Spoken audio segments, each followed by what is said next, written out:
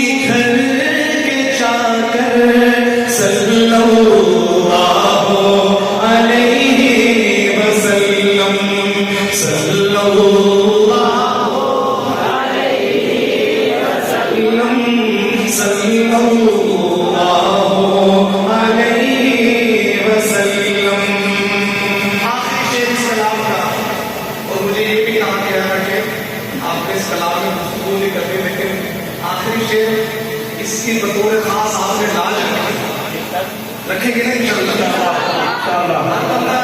عزت کے لیے سب کچھ ضرورت ہے، میری عزت بن جائے.